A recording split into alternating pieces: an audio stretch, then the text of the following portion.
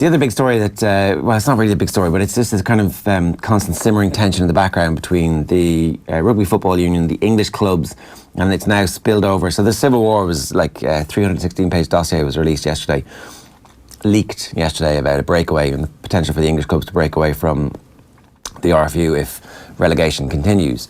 And today the stories are all about, maybe we'll downsize the European Cup. It's like leak.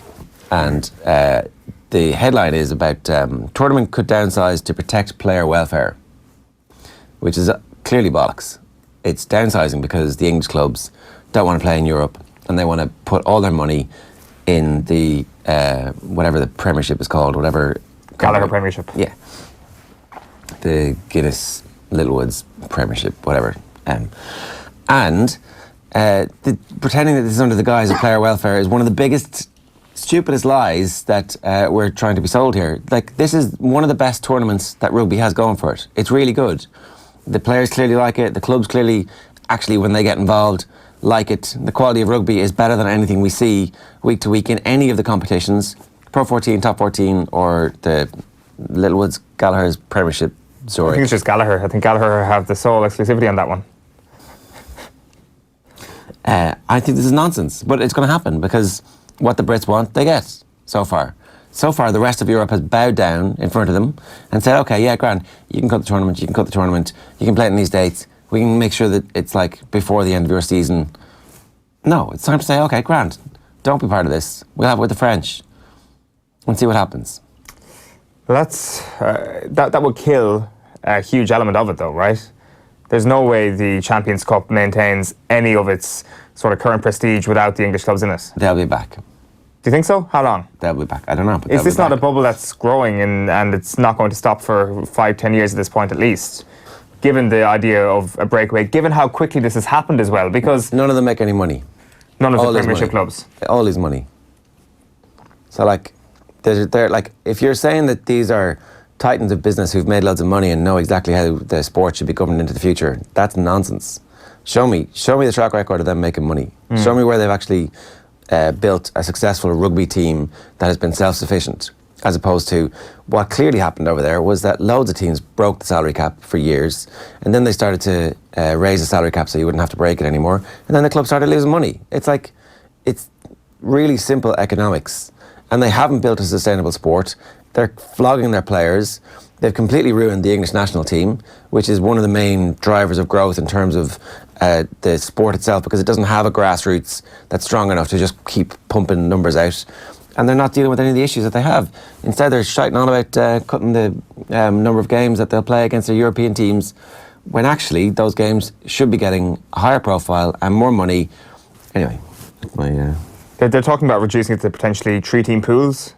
Well, they talk about the idea of having 4 pool games, so I presume that would be the plan. But like, you talk about the lack of profit when it comes to Premier League or Premiership rugby teams. Is there not talk of a huge increase in revenue that's going to come into the franchises? Like, obviously, the thing is, when it comes to basic economics, if you get more money in, you're probably going to end up pumping more money out. The salary cap will go up and you'll still be in just as dire a state as you currently are financially. So that probably won't solve things. But they're certainly looking at the way the trend is going in terms of the money coming in, and that's certainly on the rise.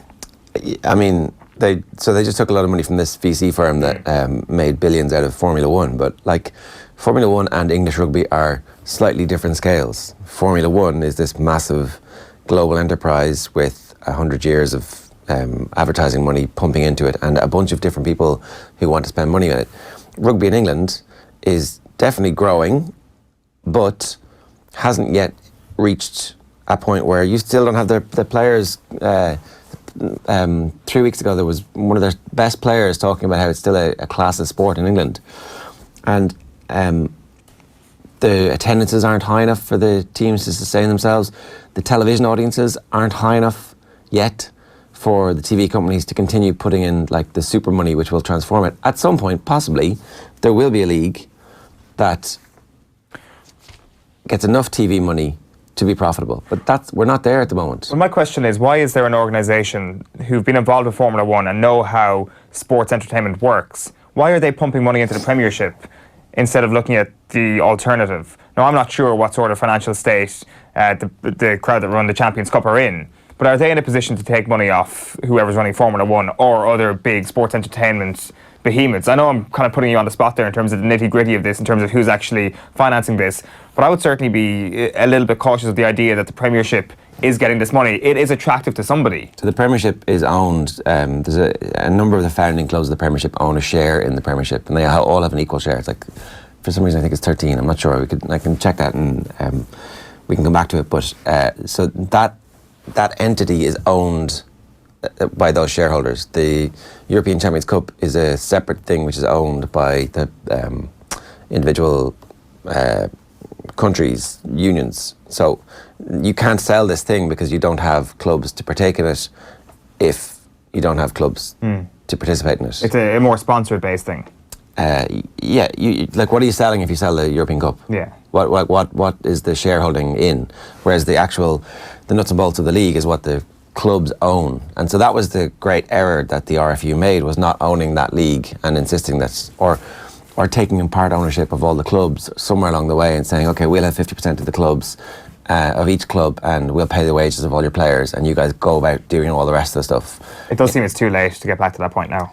Yeah, maybe not. Like, maybe that's just Lego's bus. Like, the Championship in England had a massive TV deal with ITV Sport, whatever that TV channel was called, around 2000, 2002, and it went tits up. And it was a little bit later, 2004.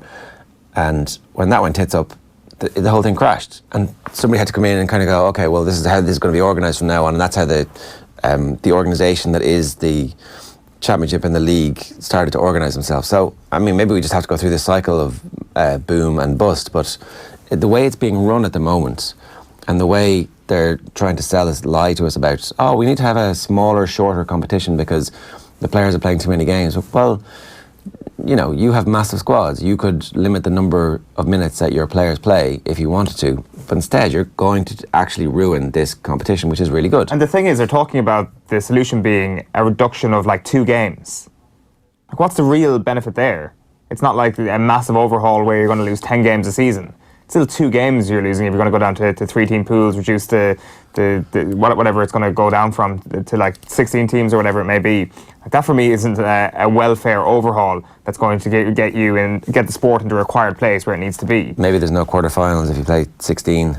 All right, so 4 less games. Yeah. 3 less games. And the English clubs aren't obviously making the quarterfinals anyway at the moment. That's it. The player welfare is not a problem for English teams in the Champions Cup at the moment. Andrew Irving says, if the English clubs leave, I'm sure you could tempt the top teams in South Africa to form a new competition with the Pro 14, Top 14 and South Africa. I mean, you take them out like, it definitely looks like the top South African teams are being cozied up to by the Pro 14, and that would transform the quality of the Pro 14 if you got the good South African teams to play here.